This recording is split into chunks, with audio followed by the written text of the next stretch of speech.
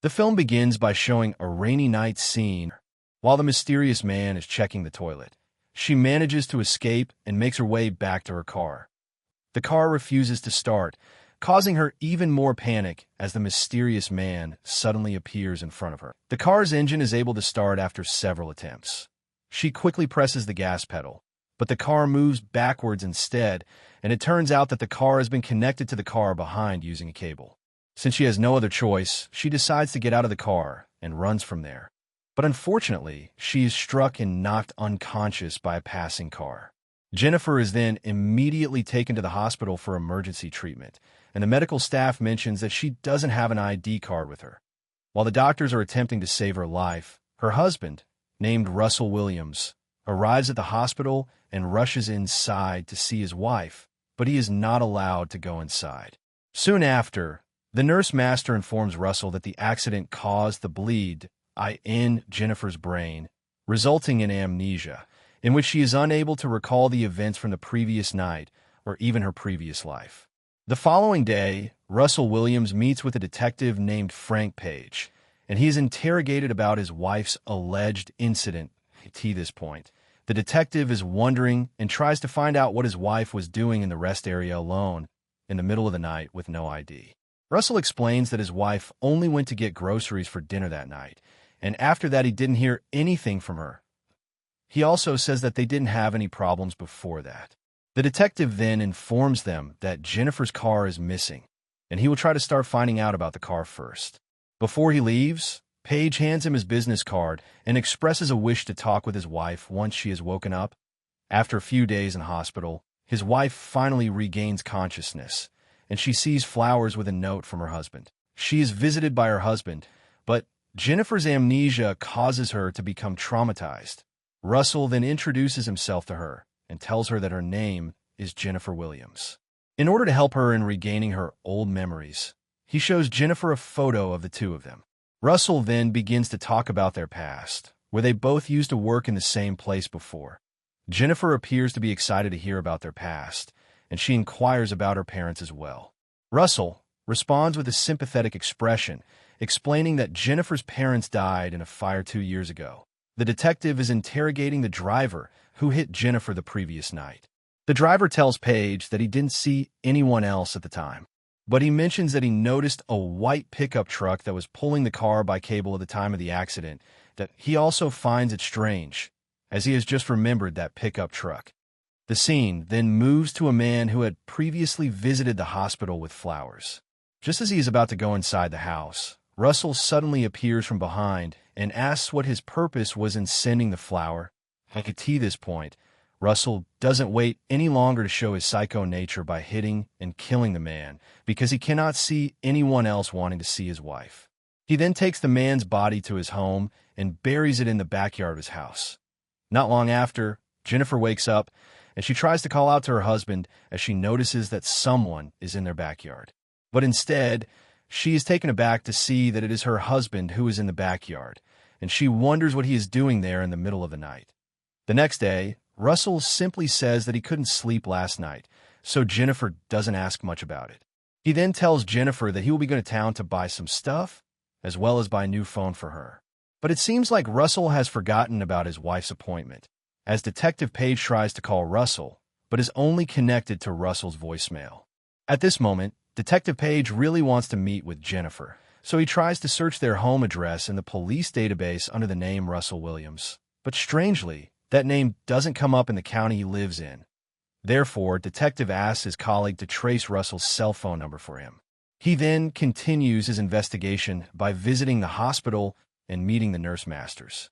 Detective Page asks for the home address information, which Russell had previously given to the hospital. Jennifer, who is alone at home, spent her time looking through old photographs of herself and Russell. She starts to smile as she looks at all of the photographs and recalls her wedding day with Williams.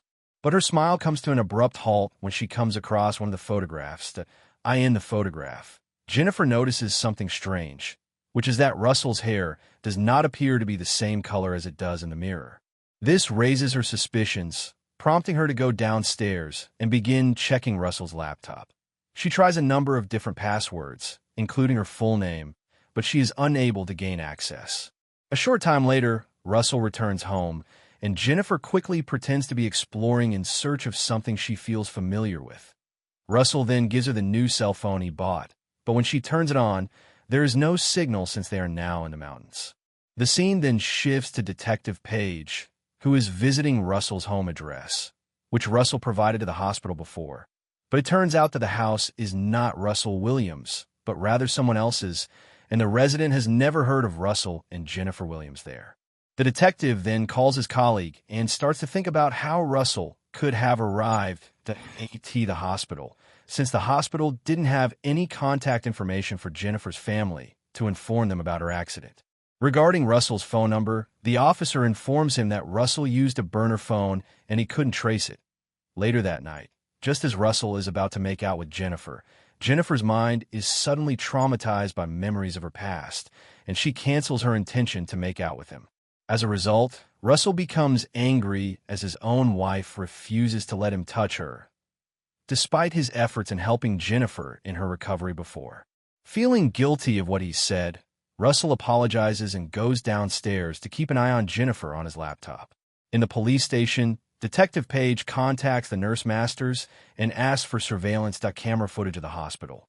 He asks security to find out if there is any footage of the white pickup truck with a winch the night Jennifer came. Detective Page is wondering, since Jennifer had no ID with her, how did Russell prove that he was her husband that previous night? The nurse masters then explain that the doctor's note states that he showed some family photos and identified a back tattoo. As the detective learns this, he notices that Jennifer's back does indeed have a tattoo in one of the photos. The following day, Detective Page tries to visit a tattoo parlor in the area and inquires about the meaning of the tattoo design in the photo. The man tries to check it out and says that the tattoo design means a name for Alan. Detective Page then begins searching for Jennifer's identity in the database by exchanging Jennifer's last name with Alan. Using Jennifer's maiden name, he now knows that Jennifer shared a house with her parents in San Jose, so he rushes to that address right away. But after he arrives to that address, he finds that the door to the house has not even been closed. He tries to enter. He begins to smell something bad, and that's when Jennifer's parents are found dead in horrific condition. On the following morning, while Russell is taking a shower, Jennifer, who is already filled with suspicion, tries to take his wallet and hide it. She then asks Russell to buy some groceries for her to cook for dinner. After Russell has left, she then checks his wallet and finally finds her driver's license card with her maiden name. Detective Page continues his investigation by visiting Jennifer and Russell's workplace. One of the staff there informs him that Jennifer and Russell had quit their jobs before their wedding. The man then shows Page a photo of Jennifer and Russell Williams when the company is holding a staff retreat. Everything is finally answered as the detective knows that the man who brought Jennifer home is not her husband. Detective Page then asks for any contacts that could help him find the man.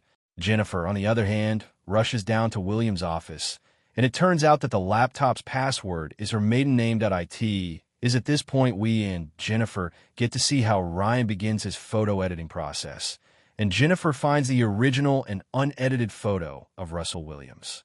She finally remembers her real memories with her real husband and realizes that the man responsible for her traumatic events is Ryan. Unfortunately, Jennifer intends to contact someone, but the internet tells her not to do so, and she sees that the internet cable has been cut. Ryan Garrity has just realized that he has left his wallet, and he is forced to return home. Meanwhile, Jennifer rushes out of the house and searches for a signal on her cell phone, only to find that her cell phone has been tampered with by Ryan. She continues to run, but she trips and falls near the spot where Ryan had buried the man's body. Ryan then appears out of nowhere and hits her in the head with a rock. Jennifer is brought back to her bedroom, and she then asks what Ryan had done to her husband. As Ryan hears this, he immediately chains Jennifer's leg and heads out to get some supplies. Jennifer wakes up from her unconsciousness and tries with all her efforts to let go of her leg. As she manages to free her leg, she comes out of the room and goes to the garage, where she can smell the stench there. It turns out that her car has already been hidden in the garage, so she tries to check the car and eventually manages to find her cell phone. Shortly after, Ryan returns home from the supermarket, prompting Jennifer to hide in the car. Ryan then opens the trunk of the car, and it turns out that the stench is coming from the body of the Raoul Russell Williams, which had been in the trunk. After Ryan comes out, Jennifer rushes back into the room, but she doesn't have enough time to tie her leg back, and instead has to cover her legs with a blanket. During their conversation, Ryan takes a suspicious look at the blanket that covers her feet and attempts to open it. Fortunately, at the same time, they're startled by the sound of the front gate bell, and it turns out that their guest this time is Detective Page. Ryan has no choice and is forced to give the detective entry into his yard. As he gets in, Detective Page looks around and sees the Williams family nameplate. He then reveals that the psycho man has also changed his family nameplate to the Williams family. The detective is finally able to track down a white car. Jennifer tries to call out to the detective, asking for help, and tells him to go to the back door. But just as he is about to walk into the house, Ryan bursts in from behind him and knocks Page unconscious. At this point, Jennifer doesn't have time to do anything, and Ryan takes her back to her room. He then goes out to take care of Detective Page and grabs a rope.